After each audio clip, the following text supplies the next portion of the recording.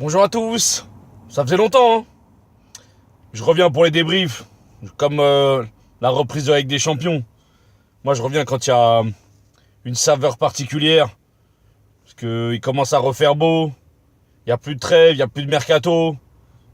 Donc voilà, c'est là qu'on reconnaît les vraies équipes. Ça va arriver, le mois de février c'est un mois décisif, donc le débrief de ce week-end, il est important. Je vais commencer par les deux meilleurs championnats du monde, la Première Ligue et l'Espagne. Parce que c'est là où il y avait les deux affiches du week-end, notamment un City-Chelsea de folie. Victoire de City 6-0. Je crois que c'est la première fois que Chelsea prend une raclée pareille. Mauricio Sarri devait être dégoûté. Parce qu'il se dit que comment en début d'année l'équipe elle tourne super bien, il a réussi à imposer sa patte et son style de jeu. Et comment là, il arrive à prendre 6 buts. C'est incroyable. Après c'est City en face, hein. City à la maison c'est machine de guerre. Agüero, il était possédé. Il a mis un triplé. J'ai vu la stat. 11e triplé en première ligue depuis qu'il y est. 160e but en 220 matchs. En termes de triplé, il y a Alan Shearer qui a fait autant. C'est le meilleur buteur de City, bien sûr, de l'histoire. C'est logique. Je pense que même il devrait lui ériger une statue tellement il est important. Sachant que quand Guardiola est arrivé à City, je me souviens qu'il faisait pas confiance à Agüero, hein. Il le mettait sur le banc, il préférait Gabriel Jesus. Là, il a complètement retourné sa veste, c'est logique. Il est indispensable. L'autre joueur qui est devenu indispensable, qui a progressé sous Guardiola, c'est Sterling, qui met un doublé, qui est fantastique tout le match, qui accélère dans tous les sens. 4 buts en 30 minutes, 4-0, c'est trop, c'est trop. Je peux pas lutter. Après, City, ils veulent reprendre le championnat. Ils ont rattrapé le retard sur Liverpool. Je pense qu'en Ligue des Champions, c'est pas le style de City d'aller loin. Ils préfèrent la Première Ligue, comme les clubs anglais, je pense. Même Liverpool, hein. Liverpool, à un moment donné, s'ils ont le choix entre la Première Ligue et la Ligue des Champions, ils choisiront la Première Ligue. Donc, ça va être serré jusqu'au bout, sachant que Liverpool a gagné 3-0 aussi. Encore un but de Salah et un but de Mané. Ça va être la guerre jusqu'au bout. L'autre équipe en forme, c'est celle que je porte, c'est Manchester United. 28 points sur 30 pris, ce qui est monstrueux. Solskjaer, il est arrivé, il a apporté direct sa patte. On voit l'effet. En termes de psychologie, il est super proche des joueurs. Il arrive à faire passer le message. Il arrive à transmettre tout ce qui est style de jeu de l'ère Ferguson. C'est un gros héritage. Donc là, pour l'instant, ça commence à porter ses fruits. Il y a même une équipe qui est en train de trembler en ce moment, c'est le Paris Saint-Germain, parce qu'il les rencontre demain. Ça va être un match serré en Ligue des Champions. Je l'attends avec impatience, bien évidemment. Donc on verra ce que ça donne. Mais bon, Manchester United en championnat, ils avaient 16 points de retard sur Chelsea. Là, ils sont repassés devant le classement. Ils sont 4e, donc potentiellement qualifiés pour la Ligue des Champions. Merci aux Frenchies, Pogba, Martial, qui ont marqué, qui font la différence, qui ont complètement explosé. Ils sont devenus épanouis avec Solskjaer, donc c'est bien. Tottenham, malgré les absences d'Harry Kane et de Dele Alli, qui arrivent quand même à s'en sortir, à gagner contre Leicester. Le retour de Son, ça leur a fait du bien aussi. Donc ils sont toujours 3e. Arsenal qui arrive à gagner, mais qui a une période un peu plus difficile là ces derniers temps. Je pense que ça va finir 5e, 6e, comme d'habitude, vous me direz. C'est une équipe qui ne mérite pas plus. Malgré Emery, ce qu'il essaie de mettre en place, mais c'est pas évident. Je pense qu'il n'a pas assez de qualité pour pouvoir jouer plus haut. Et puis la Première Ligue, c'est toujours ce que c'est, hein. Toujours des gros matchs, même les petits, hein, quand ils jouent entre eux, c'est la guerre, hein. Des Brighton Burnley, des Huddersfield Newcastle, des Wolverhampton Watford. C'est dur à jouer ces équipes, hein. Donc belle Première Ligue, belle lutte en tête pour le titre, belle lutte pour la Ligue des Champions. Pourvu que ça continue, c'est ça qu'on aime en tout cas. On passe en Espagne, où le derby du week-end, c'était Atlético Real. Un match qui a tourné à l'avantage du Real avec une grosse pression d'entrée. Le Real mérite de gagner, de retrouver leur cadre, à part Marcelo qui est un petit peu en dessous et qui est un peu décrié en ce moment. Sinon, ils sont tous de retour. C'est ce que je disais tout à l'heure, les grandes équipes, elles sont là en février, hein. Il n'y a pas de magie, hein. Il n'y a pas de secret. C'est comme ça.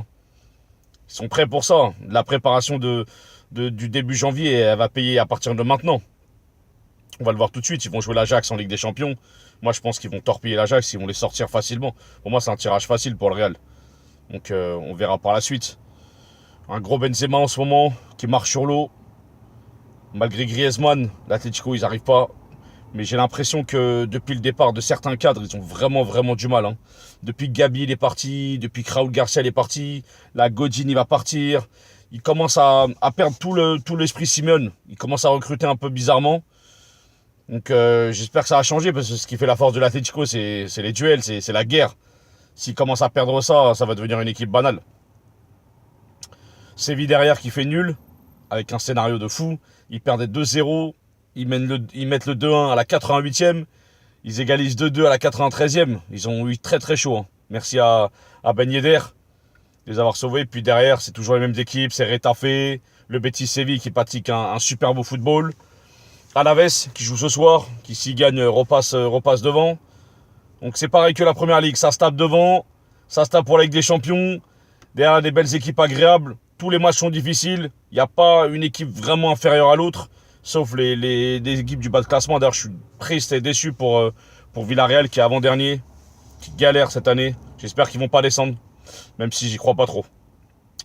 On passe à la Serie A, où la Juve caracole en tête, malgré une petite baisse de régime les semaines précédentes. Mais là, cette semaine, ils ont mis tout le monde d'accord. 3-0, du beau jeu pratiqué, des actions dans tous les sens. On prenne énormément de points d'avance sur le Napoli, qui a fait match nul à la Fiorentina. L'Inter qui gagne dans les dernières minutes, grâce à Martinez. L'Inter, ça va pas en ce moment. C'est pas bon du tout. Faut vite qu'ils se remettent en question, parce que derrière, ça carbure. Il y a l'Atalanta de Duvon Zapata, qui est très très en forme, qui empile but sur but.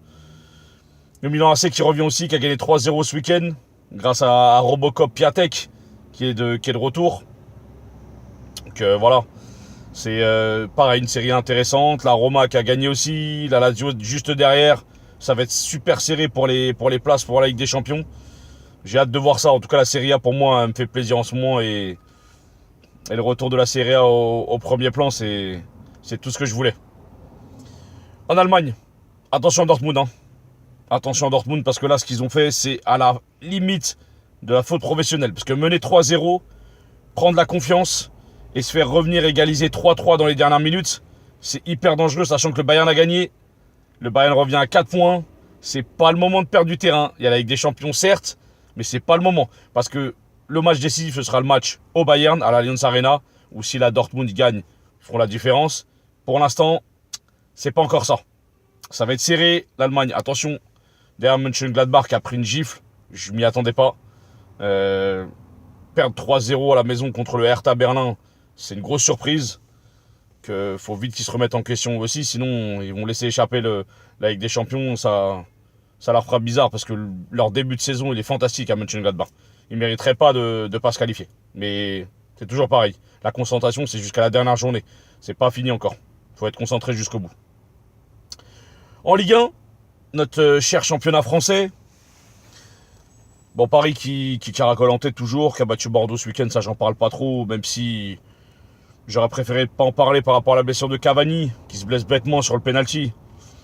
Encore une fois, ça relance les débats. Où est-ce qu'il fallait le faire jouer, il fallait le faire tourner, il fallait le faire rentrer en cours de match, fallait pas le faire jouer contre Villefranche. En même temps, contre Villefranche, il y avait 0-0 à la fin du temps réglementaire. Il fallait bien qu'il y ait quelqu'un qui sauve la situation. Il rentre et comme par hasard, il débloque tout. Là, pareil, c'est lui qui met le penalty, il se blesse, il tire un penalty trop fort pour ce que c'est. Voilà, il se blesse. Pour moi, c'est une blessure inopportune. Donc voilà, Meunier qui sera forfait aussi, Neymar qui est déjà forfait. Ça va être dur pour Paris. Mais bon. Derrière, il y a Lille qui tient la cadence, qui suit, qui fait des beaux matchs, qui pratique du beau football.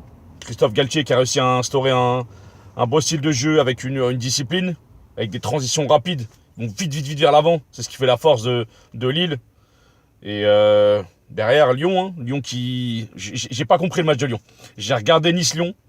Je m'attendais à voir un Lyon dominant. Oui, ils ont dominé. Ils avaient le ballon. J'ai vu le stat. 52 tirs.